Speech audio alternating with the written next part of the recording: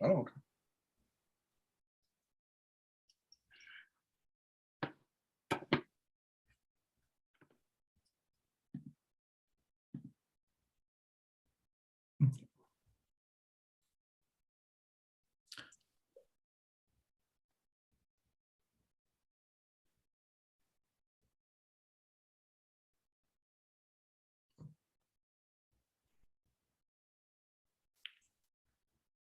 So welcome, folks, as you're coming in here. We're going to give another minute or two for people to be able to enter the system, but happy to see a number of people joining already. And we'll give another minute for logins and then get underway.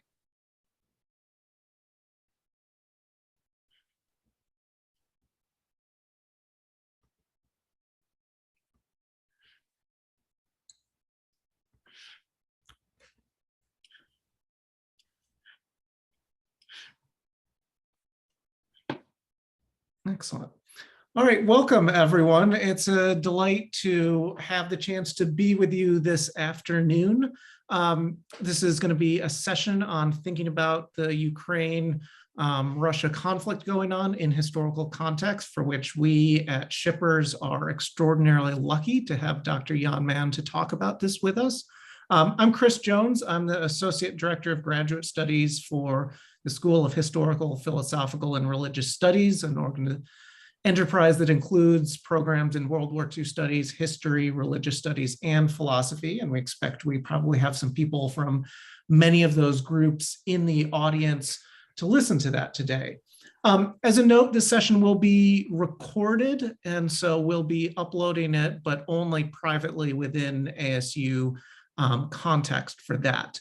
As a note about how this is going to go, obviously Dr. Mann will be our featured speaker. We're extraordinarily lucky to have someone with as much expertise in this area as we do. There just are not so many historians of World War II and the Soviet experience with personal experience and lifelong connections to this region. So it's a real fortunate aspect for the rest of us. Dr. Van Cleave, who many of you know as well, will join me and will help moderate the notes that Dr. Mann will share with us, along with the questions that we have.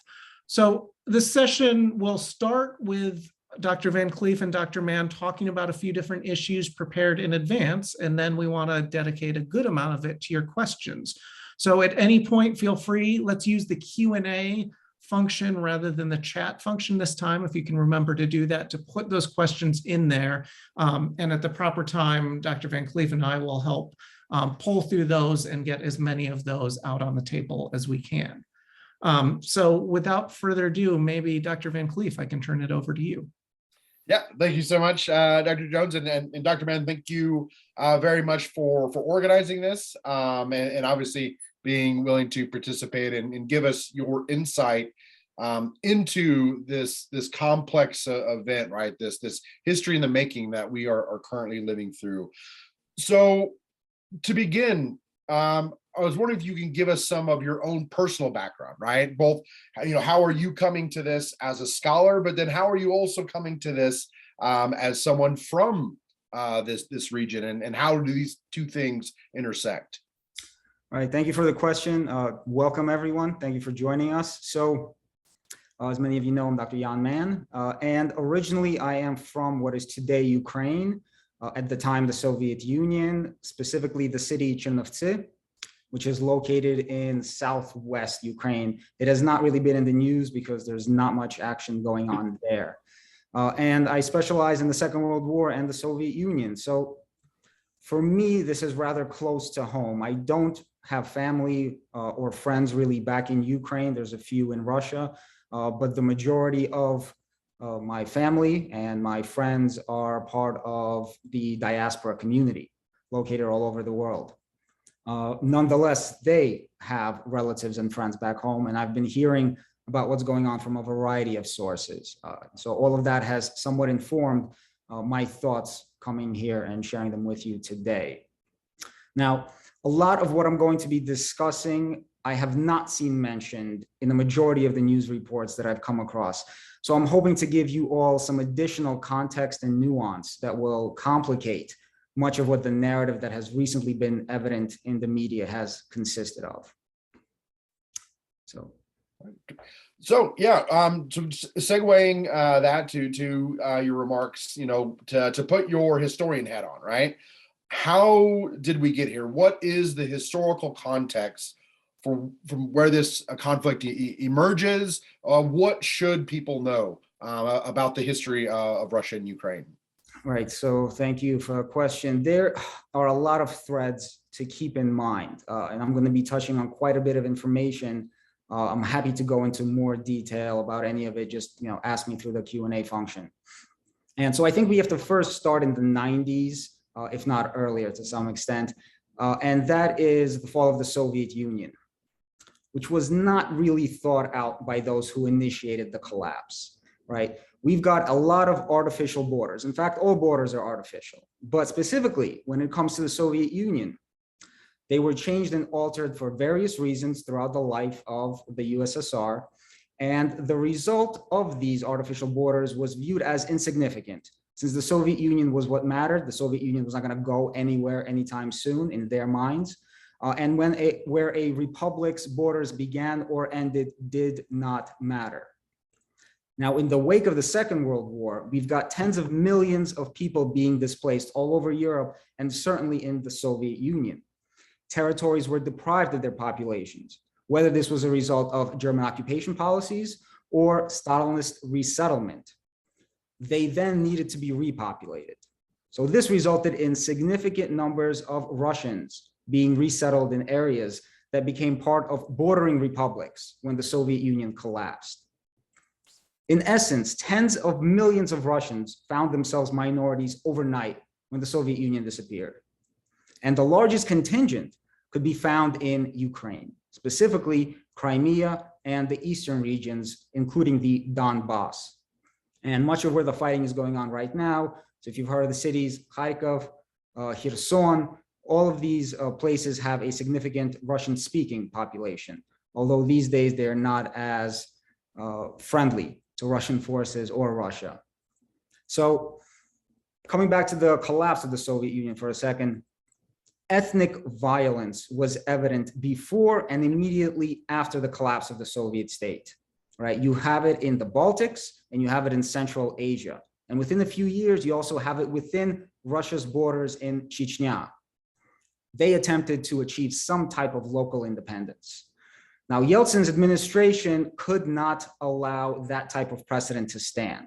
If one region could break away, then that might mean the beginning of a Balkanization of Russia, right? So we have to keep in mind that the Soviet state was able to keep a lid on a lot of this ethnic tension, which more or less exploded after the decision was made to dissolve the Soviet Union. And in part, what we're seeing right now in Ukraine is also a result of these border changes, these resettlement policies, and these minority issues that have not really been addressed since the end of the Soviet Union. Now, when it comes to internal Russian issues, when the Cold War ended, there was no Marshall Plan extended to Russia or former Soviet republics. Right? On the contrary, end of the Cold War was framed as a US victory and a Soviet defeat. This was part of Bush's 1992 presidential campaign talking points. The reality, however, is that the end of the Cold War was a decision taken and agreed upon by both sides before the breakup of the Soviet Union. In the 1990s in Russia, you have chaos in the streets, limited economic stability. Result is a distrust in the West and capitalism. It's an undermining of the Western ideal in Russia and throughout some of these bordering nations. Now, there is an argument to be made that Russians do not view democracy as being divorced from capitalism. And keeping this in mind, with respect to the recent implemented sanctions, might very well mean that Putin will continue presenting his administration as a democratic one as he moves away from the free market and toward nationalizing various industries.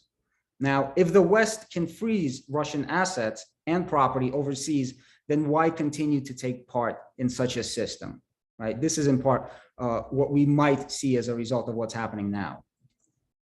So in the Russian government, there is a lack of checks and balances that we have in our own system and that we have in systems throughout Europe. There is also the manipulation of the Russian constitution, which places enormous power in the presidency to the detriment of the courts, for instance. And this happens in the 90s, in part to empower Yeltsin against the parliament. But the law very much matters to Putin, and he utilizes various laws to threaten and imprison those who he perceives as enemies. This is what happened to the original oligarchs from the 90s. The vast majority of them are no longer around. So Putin views himself as someone needing to fulfill the constitution. However, the constitution skews toward fulfilling presidential desires and needs. So in effect, the constitution serves Putin throughout his time in power. Now, moving on to Russian immediate security interests and concerns. NATO expansion, right? This has been a talking point for quite a while. And Putin's stance on this issue has certainly evolved over time. In 2002, he said Ukraine's entry into NATO is between Ukraine and NATO. Russia did not really have a say in it. That changes around 2007 and 2008. And those years need to be kept in mind for additional reasons, which I'll go into a little bit later. Now, specifically in this case, with reference to NATO, this is when we have a summit in Bucharest. And included at the end of that summit is a stipulation that Georgia and Ukraine would join NATO in the future. Putin saw this as a red line and an existential issue and crisis for Russia if it was to happen. To some extent, the larger issue was less NATO expansion than the fact that Russia was not being consulted about her own security interests and concerns when it comes to border regions or the near abroad, as Russia calls it. Instead of making Russia a part of the European security order was turned against Russia.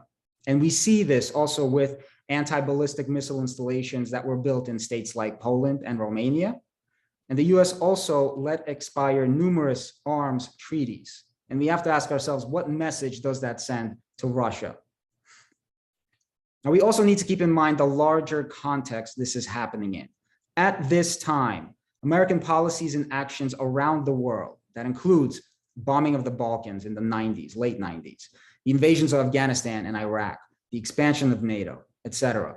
All of these were alienating numerous states, and Putin began to wonder if an alternative could be created to American dominance and hegemony on the international arena. So this is when Putin begins to speak about ending the unipolar world where the US, in his eyes, gets to dictate what happens abroad. So rather, what he wants is Russia to take part in the decision-making process. And you can see an example of that when it came to Syria, right? Putin insisted that he should have a say in what happens, and Obama's administration, to some extent, let him have that say. Now, I very much disagree with the idea that Putin wants or seeks to remake the Soviet Union, right? That is an impossible dream. Rather, what Putin wants is for Russia and his rule to serve as an alternative model to what the US and much of Europe offer.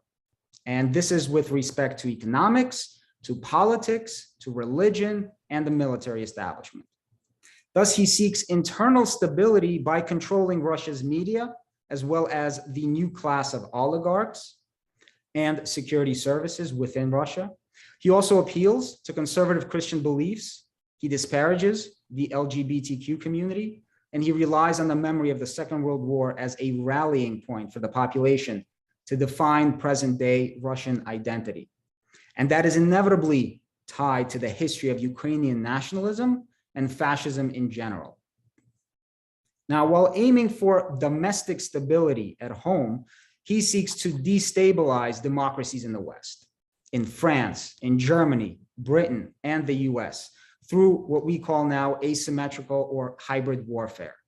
We've seen this in the Brexit campaign, funneling money to European right-wing groups, and interference in US elections in a variety of ways. Now, Putin did not, in his mind, initiate this type of warfare, right? He views Western attempts at democratization through NGOs as the real beginning of asymmetrical warfare.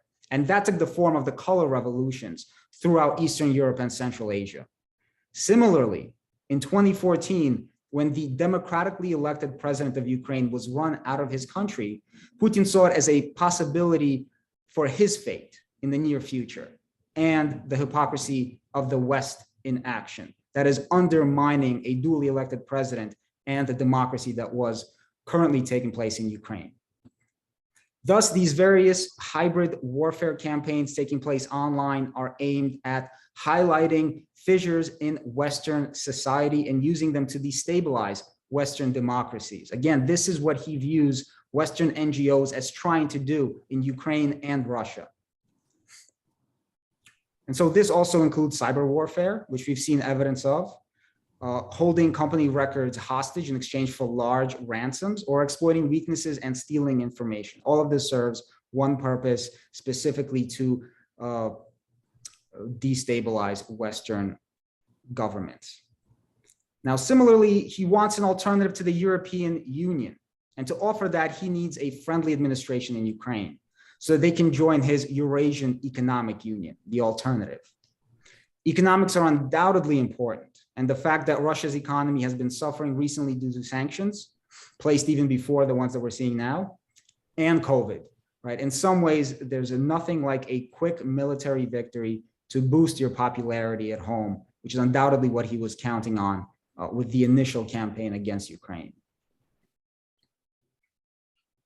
All right, so that was a lot, right? I mean, that was kind of a crash course in Russian history from the fall of the Soviet Union up to, right, the COVID and what Putin in some ways, right, sees as an opportunity in Ukraine, right, or at the very least sees as a necessary reaction to developments in Ukraine, which brings us up to the current moment, right? So now that we have the historical context, we have a framework through which to understand the rise of this conflict. Can you take us through the current context, right? What are the immediate issues? Where does the invasion come from? Kind of from Putin's perspective, and then kind of talk about the Ukrainian response. Right. So for immediate issues, I believe it's again centered around NATO and also Crimea. So Zelensky, the president of Ukraine, included in the Ukrainian constitution recently the idea that Ukraine would aim to become part of NATO in the near future, and made comments about seeking to reclaim Crimea. The previously created Minsk agreements, there was Minsk I and Minsk II, were in part being ignored by both sides. This is in reaction to what happened in 2014 and the fighting in the Donbass. There were no real methods to enforce these agreements and their stipulations. And criticism of Minsk II included the idea that it's highly complicated and extremely fragile. Moreover, the US has been arming Ukraine to the tune of billions of dollars of military equipment. They've also been training Ukraine's military over the last few years. Obviously, Russia is not blind to this. And after seeing how close the US came to leaving NATO during Trump's administration, I believe that Putin hoped it would happen in the next Republican-run administration, or at least a further weakening of NATO as an entity in Europe. But with Biden coming into office, obviously that door was closed. And so the decision for this invasion might very well have been made a year ago, but negotiations continue to be ongoing. So if we consider the weakening of Europe in the wake of Brexit, the Trump administration's rhetoric against NATO, the impact of COVID, which had put Putin in something of an information bubble, the fact that he's surrounded by sycophants who seem to lead him astray when it comes to Russian military capabilities, Ukraine's determination, and the Western response, perhaps Putin thought this was in fact the best time to achieve his goal of regime change. And I do believe that is what he intended to do, which explains the reasoning for why he has been trying so hard to go after Kiev. So looking at the military invasion specifically, we have to remember Russian experiences in Georgia in 2008 and in Ukraine in 2014 have created a precedent.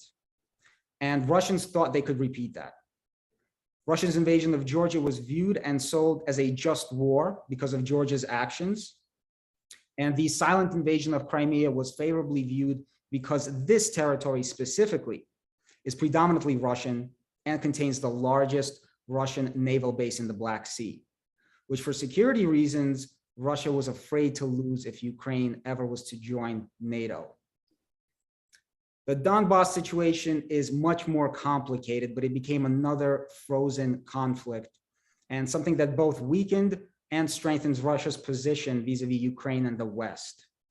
So we need to keep in mind that many of these frozen conflicts inevitably need a Russian military presence, whether in the form of peacekeeping troops or instigators, mercenaries, etc. And this is a drain on Russia's economy and military capabilities, because they have to show that they are reinforcing, supplying, and championing these various movements, right? Whether it's Transnistria, whether it's in the Donbass, South Ossetia, Abkhazia, etc. Now, with respect to this invasion specifically, we have to keep in mind that Russia and the Russian military were not prepared for a drawn-out campaign, which I think is very much evident for everyone. This was supposed to be a quick, quote-unquote, special operation resulting in a regime change. Moreover, Russian people were not prepared for this conflict via propaganda throughout their media.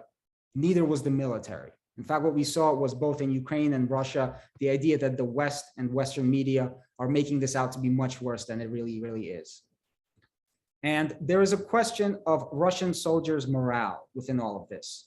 There's plenty of anecdotal evidence to say that soldiers were not properly prepared, and worse, they were lied to with respect to what to expect from the locals. And in part, again, this is why there's so much conflict around cities like Kharkiv and Kherson, because these are Russia-dominant areas where they thought they would be greeted as liberators.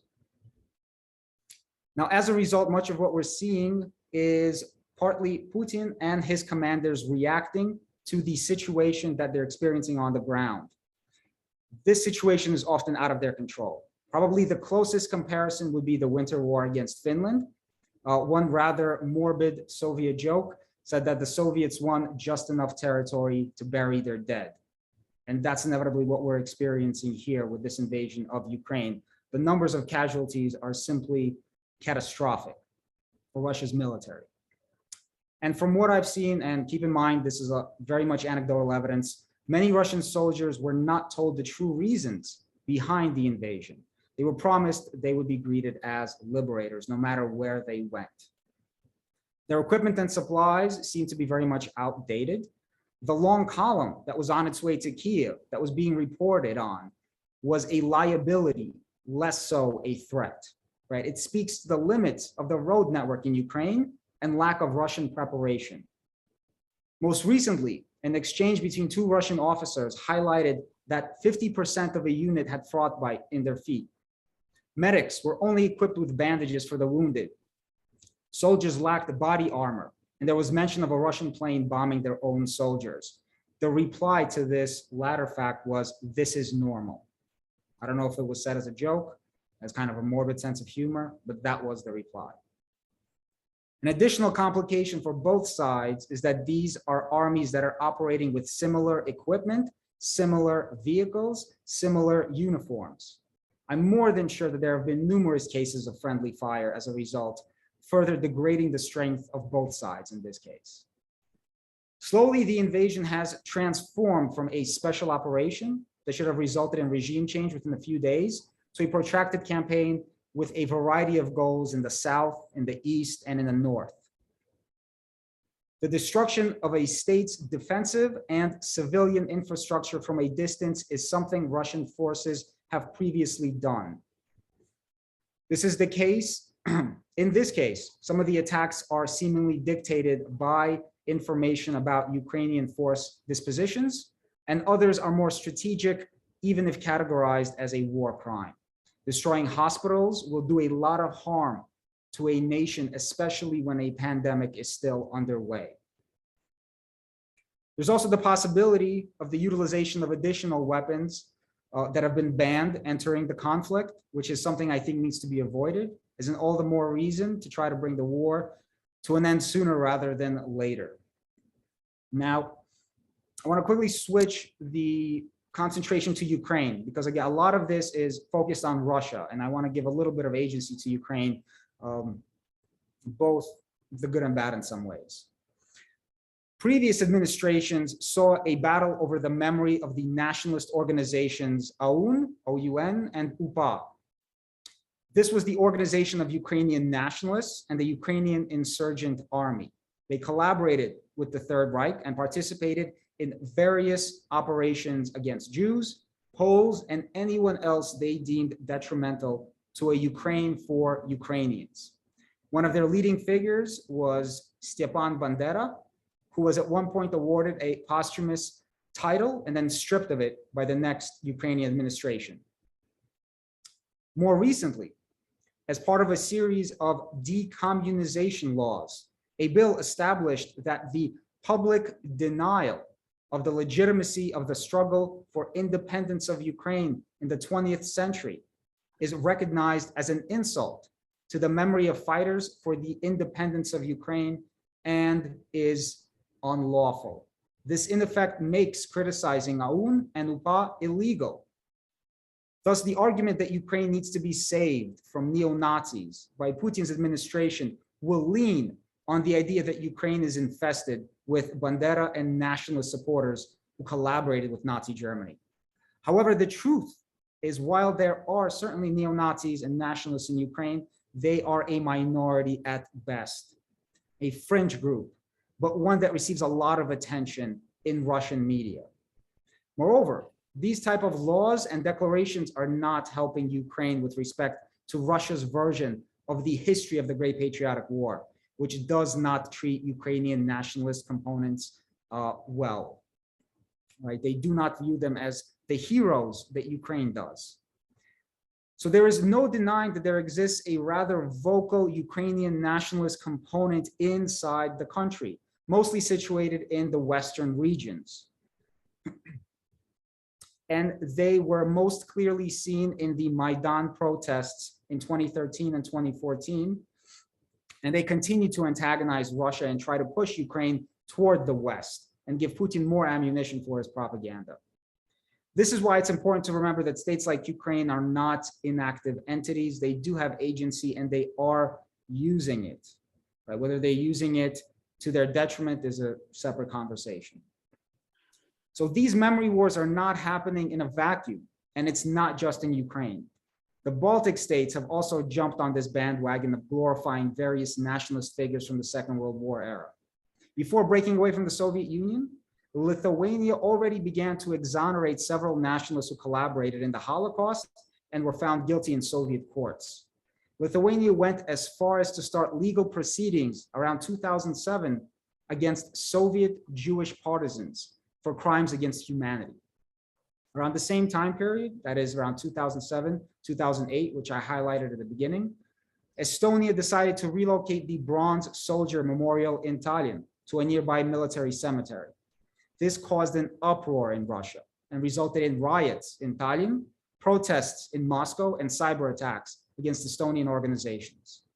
Additionally, the European Parliament in 2008 and 2009 designated August 23rd as European Day of Remembrance for victims of Stalinism and Nazism, equating both regimes and directly undermining Russia's identification with victory in the war against Nazi Germany. Now, this is not happening in a vacuum inside of Russia either. There have been reactions by Russia, including laws being passed against the falsification of history in May of 2009 by President Medvedev. This was in reference to World War II history specifically.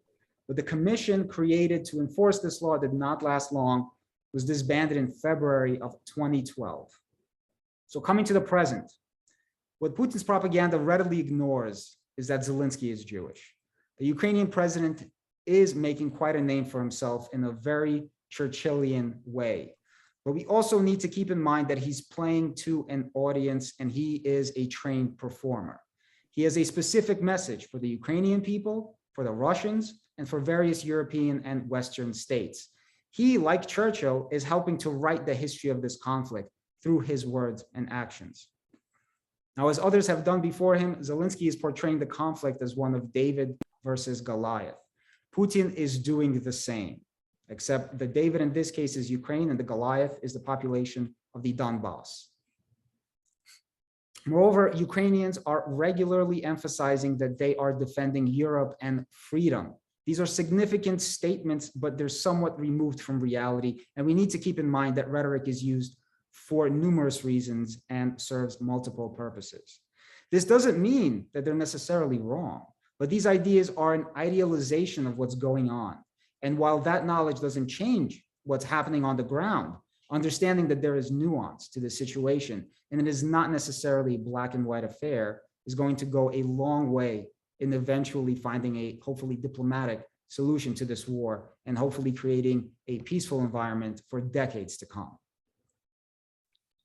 All right. So I do want to ask you one more question before we turn to the Q&A, but I also just want to reiterate to anyone or all of our attendees to use the Q&A function, and you can actually go ahead and start posting your questions now. Dr. Jones and I will be able to catalog them as they come in to be able to ask and kind of follow up with Dr. Mann. So if you have a question, go ahead and start putting those in. This will kind of be our last formal part before we turn to the Q&A. So Dr. Mann, with all of this now, right? All of the historical context, the background on Russia's interpretation of the conflict, Ukraine's interpretation of the conflict, where do we go from here, right? How do you see this coming to a conclusion? Right. I don't want to be a fortune teller. I don't think I am. So these are somewhat guesses, also based on what we've seen recently. I don't think that there is a doubt that the longer the war goes on, the more chance there is for war crimes to take place. Right. The initial animosity and antagonisms that existed were somewhat limited, but as hours and days and weeks go by, they are increasing exponentially. At the moment, my guess is Putin will settle for a ceasefire that's going to offer a guarantee that Ukraine will not enter NATO, which is, I think, the latest. What we heard, Ukraine is also going to oblige on that. Crimea has to remain a part of Russia in Putin's eyes, and most likely the Donbass is going to have to achieve some type of independence. And also keep in mind that if the Donbass is ever to become a part of Russia or get absorbed by Russia, they need to declare independence. So it very well might be a stepping stone for that to happen. If Putin is unsuccessful in demilitarizing Ukraine, although I think he's very much been successful in that, then the destruction he's already inflicted is going to take about a decade or two to undo, and will render Ukraine's military incapable of being any type of immediate threat to Putin's regime. And we're already seeing something of a timeline mentioned in the news, and that was recently 15 years, during which time the state of Crimea would not be discussed. Finally, I do believe this is the beginning of the end of Putin's regime and time and power. Russia is going to be ostracized internationally. Their economy will not recover for a long time. And this might mean that Putin will lash out in other ways. Perhaps he's going to bring Belarus even more into the Russian fold just to show some type of victory. Now, does that mean some type of annexation? Perhaps, but that will also weaken Russia as much as it might be made out to be a strengthening of his regime. However, what I fear most is a destabilization of a country like Russia for numerous reasons. And so again, I would hope that there can be more diplomacy and an attempt to help bring Russia into the European security and economic community, which might go a long way in assuring a lessening of hostilities and antagonisms from all parties, although I think at this point that's a pipe dream. Another option that has been proposed by various experts is that of a neutral Ukraine, much like Finland and Austria, but that might be asking too much, all things considered, unless there are explicit guarantees giving out and tools of enforcement that are agreed on to ensure that Ukraine does not get attacked again by Russia. That's what I've got for today. Terrific. Thank you very much. Dr. Jones, should we throw it open to some questions from the attendees? Yeah, let's absolutely do that because we've got a great group and some good questions coming in. And also, just again, I think I can speak for all of us here to say how great it is to hear these perspectives we don't usually hear. So, two questions sort of get at whether there could be regime change in Russia or that this is going to destabilize Putin's regime. Is that likely to be the case, you think, in this regard, or how do you think it plays out for him? Again, I am not at all a fortune teller. Looking at historical precedent, it's very hard to initiate regime change in Russia. I think as long as the people have bread, the people have food, the economy is not tanking too much, he still has enough popularity to continue going as he has been.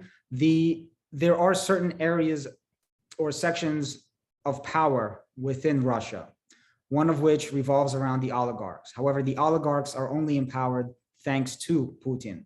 So moving against him, I don't think is feasible. Security services are also empowered by Putin. And the last would be the army, right?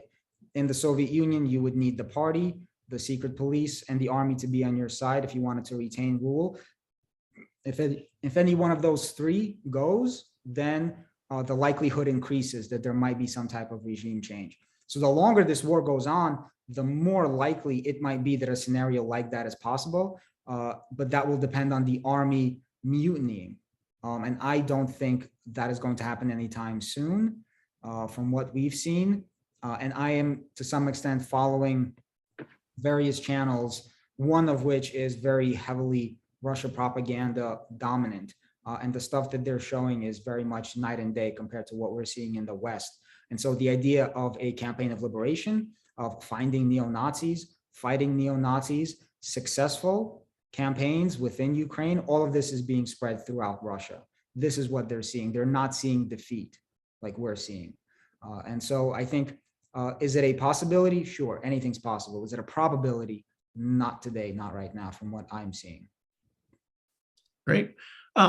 Mark Mongo, if I'm pronouncing that correctly, had actually the same question I was going to say. He mentions you haven't mentioned China and what's their role moving forward. And the broader thing I just lay on that, when you're talking about Putin wants a non-unipolar world, the obvious linking of China and Russia is kind of key to that as an alternative. And so any reflections on China and their role and how that might play out? Yeah. While I'm not at all an expert in China, I think there's a few things to keep an eye on. One is what's happening right now is setting another precedent. And that is the West's reaction to a hostile and aggressive move that Putin is making. And that is specifically in reference to China and Taiwan and what might happen in the near future. Two is China can play this additional entity in terms of a multipolar world. Absolutely.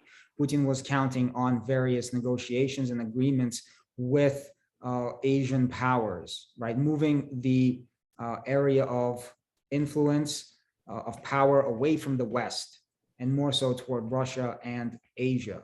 That was undoubtedly part of his thinking. However, he doesn't want China to be able to control Russia or to dictate to Russia. So he's just going from, the West dictating to China dictating. That's not what he wants to happen.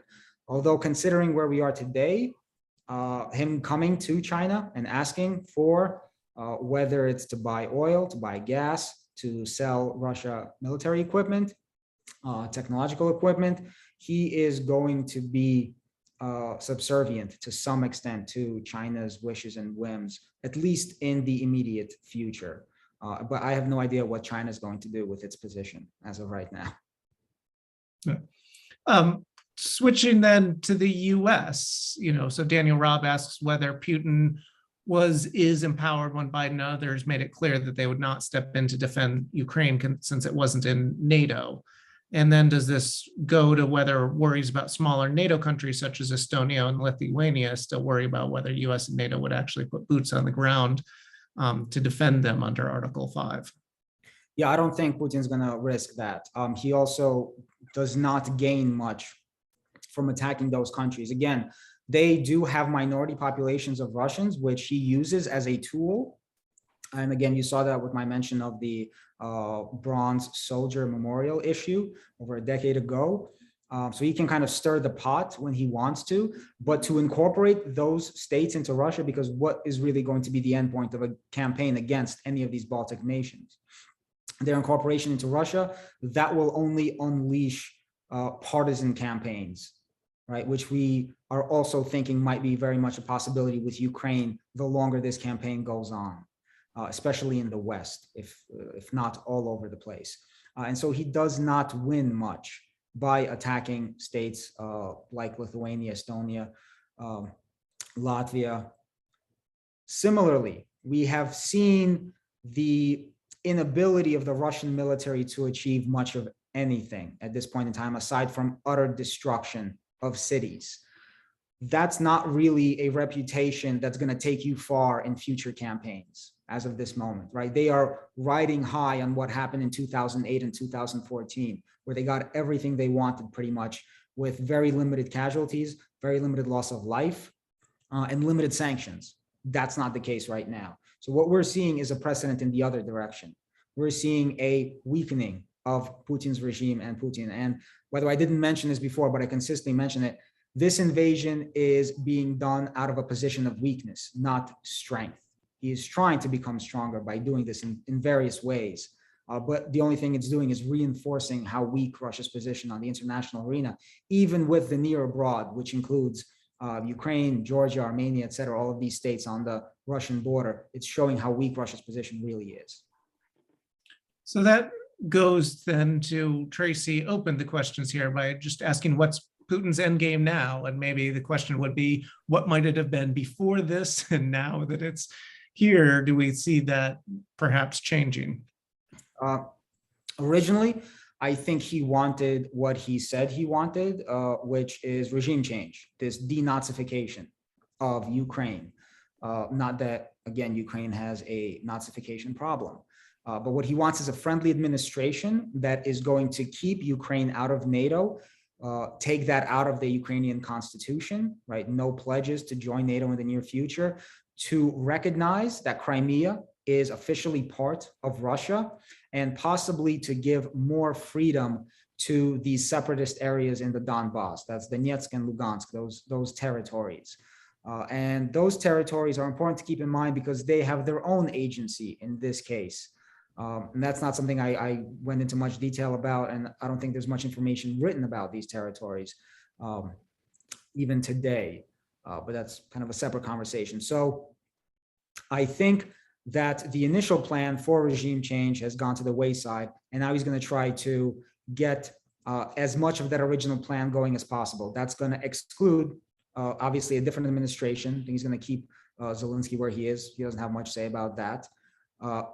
But he's going to want recognition of Crimea. And as I mentioned recently in the news, there was that comment that the issue of Crimea would not be discussed for the next 15 years.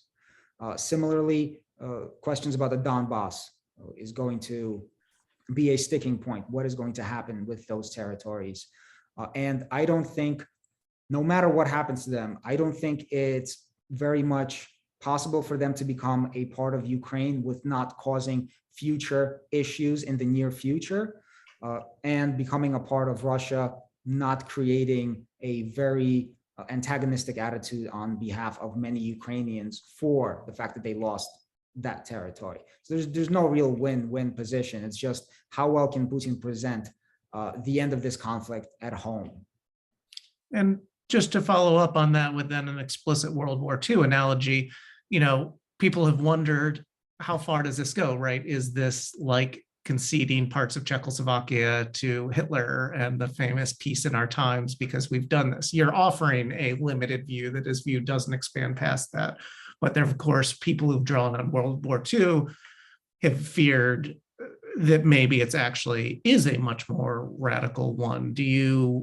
What stock do you put in that? Or, I mean, obviously you have been against offering a much more measured view of that. But how would you respond to those who would articulate it that way?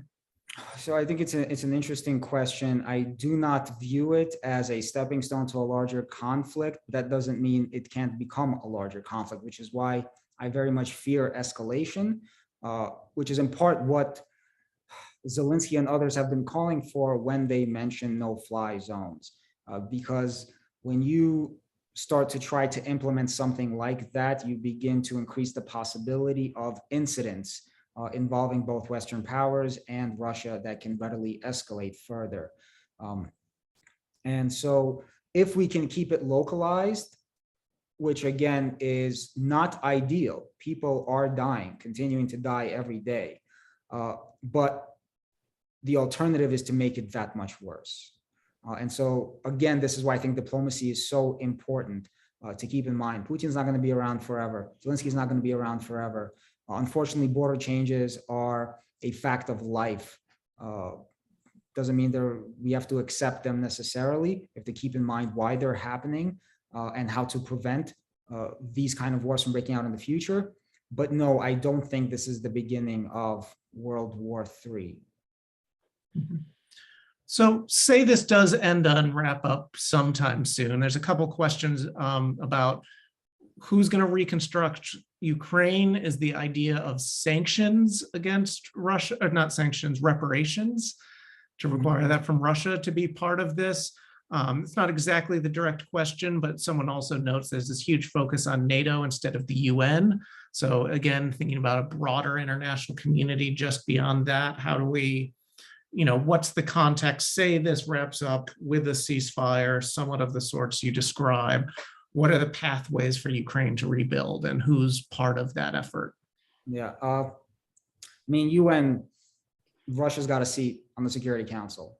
Russia's fine with the UN. NATO, there's no place for Russia in NATO, even though there were previous conversations in the 90s about Russia joining NATO, and various organizations created security organizations that included Russia, but that has all somewhat gone to the wayside. And so when it comes to NATO, I very much think it's an outdated system, and something new could have been created in its place, which would have included states like Ukraine and Russia and various others, which might have made the current situation easier to deal with and prevented this type of escalation. Now, what can a post-war peace settlement look like? I have an ideal in my mind. Don't think it's going to happen, but I can imagine a timeline being put forward for Russia, various stipulations that they have to abide by over the next year, 2, 3, 5, 10. And in part, that timeline would include helping to rebuild Ukraine. And as those things get done, achieved, sanctions come off, some quicker, some slower. And in that part also, also keeping in mind this larger international community that Russia wants to be a part of. So perhaps something with the European Union, or something with, again, NATO, or a more up-to-date security organization that brings in both Russia and Ukraine in some ways, might be able to prevent this from happening in the future. But again, that's very, very much an ideal, which a lot of hurt feelings, rightfully so, are evident right now in Ukraine, in Russia. And I don't think it's very easy to get around what's happening on the ground with these ideal notions that I can come up with in my head, or what I see as possibilities for happening. And so what I will say is, I don't think we should either continue or begin to alienate Russia, because Russia has to take part in this process. And yeah, I would love to see Russia help rebuild Ukraine, absolutely, because the damage they've caused is just mind-boggling. But maybe if we unfreeze their assets, some of that can go to helping rebuild Ukraine. Let's bring in two other parts of the world. So Tyler asks about, saying something about the Chechnyan people, and that a similar invasion there was devastating to that country, but the leadership is now seen as an important ally in the Ukraine invasion. And then someone else asks about Russia's current interest in Sweden, referencing the little violation of Swedish airspace with nuclear-equipped aircraft. Yeah, so with Chechnya, Putin pretty much bought them out. Just like we tried to do in Afghanistan, paying off lots of regional tribes, etc. That's pretty much what he did with Chechnya. He rebuilt it. Grozny rebuilt the city, just poured millions, possibly billions of dollars into it. And he has empowered Ramzan Kadyrov to be kind of a regional warlord. And that's who we're seeing now take part in this invasion of Ukraine. Although I think there's been various videos that Kadyrov himself is not in Ukraine. He's pretty much safe back in Russia. But various of his troops are very much in Ukraine and participating in this conflict. And that serves a few different purposes. One, it's much easier to dehumanize your enemy when you speak a different language, when you look different, when you believe in different gods, right? And so this is why I also fear an escalation, because the way Russians treated Chechens during the war was absolutely horrific. Quite a few war crimes took place. And again, I fear that that is what might happen here as well, the longer this war goes on.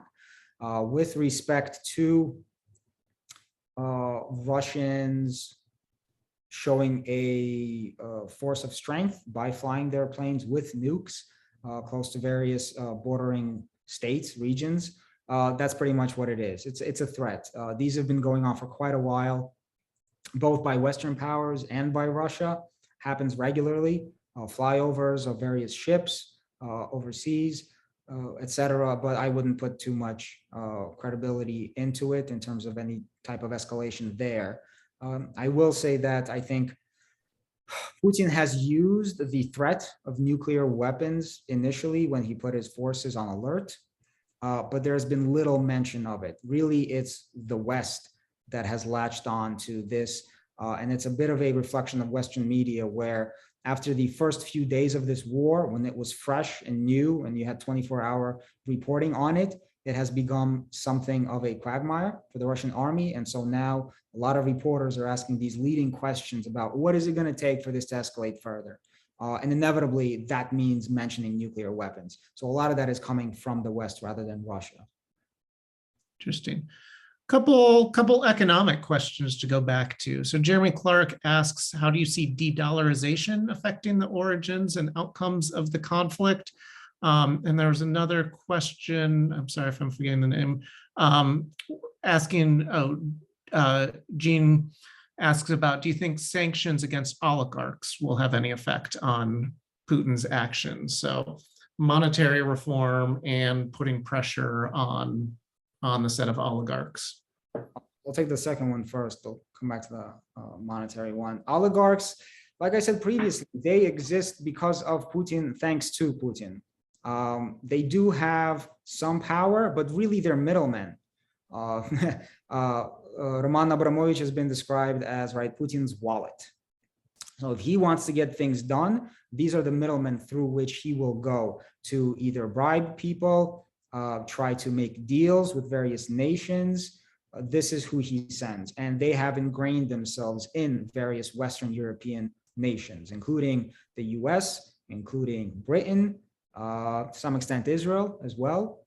But they are the ones who give Putin plausible deniability, among other actors.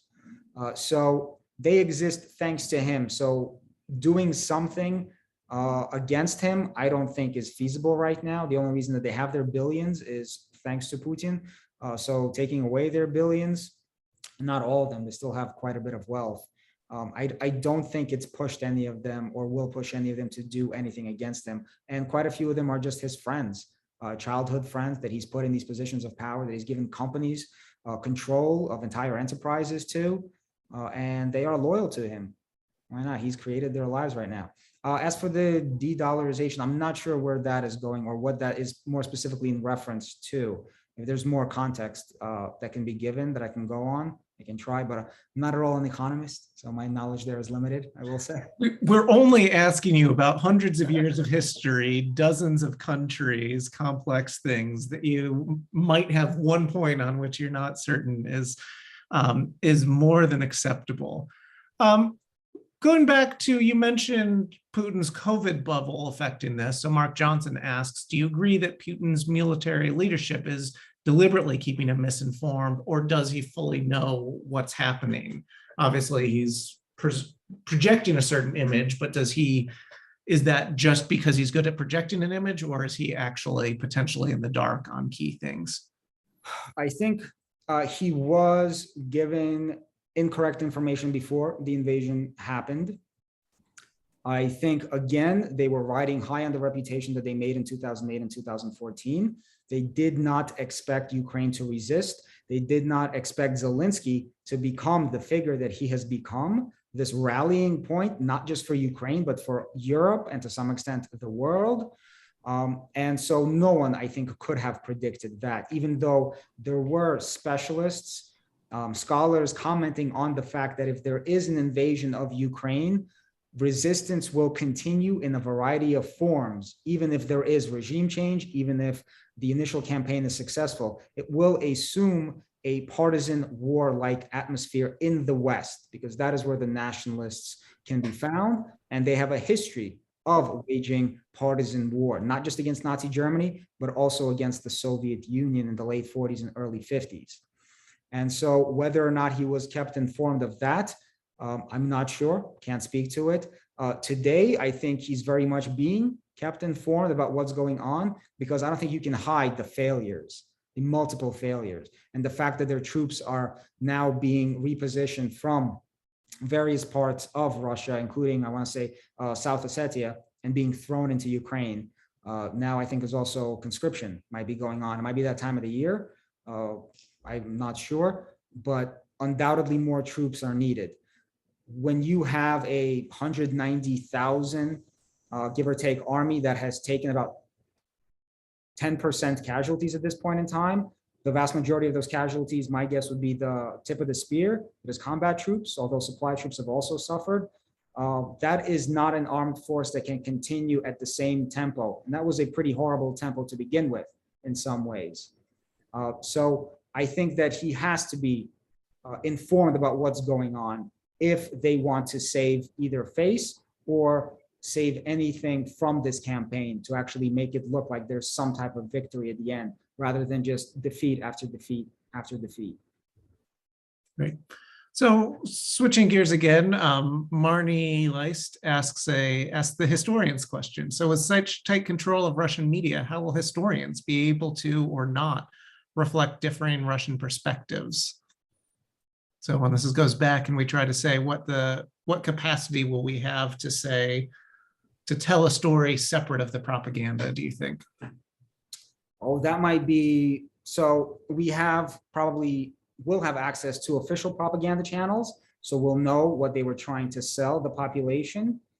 But there will probably be a question, yes, about what did Russians actually know. I think a part of that is going to be digital footprints, right? Messages, groups on various online platforms, Discord, Telegram, so on and so forth. I think those are going to be, to some extent, the treasure trove for historians in order to write a multifaceted account of what's going on. Online forums, I'm not sure, because once you enter Russia, everything goes through FSB servers.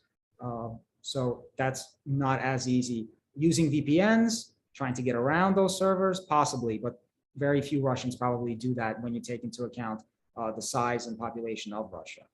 So there's ways to get at it in the future, but that's as far as I know. It sounds to me like ASU may need to start the Journal of the Invasion Year to start gathering these records. For those who haven't seen it, you should check out Journal of the Plague Year, which has been an ASU history sponsored attempt to gather people's records of what it's been like to live through COVID, so that historians could actually write it. But maybe this is pointing to our where we need to expand our forces. I'm conscious we're coming up on time, but Dr. Mann has agreed to stay a little bit longer. We understand anyone who needs to step off, but let's take another few minutes. We'll try to get to the questions. Apologies if we don't get to every single one, but I think there's enough interest in continuing for just a little bit more here. Is there any issue or? Yeah, Chris, we actually can't. I got notification from the host that this link is actually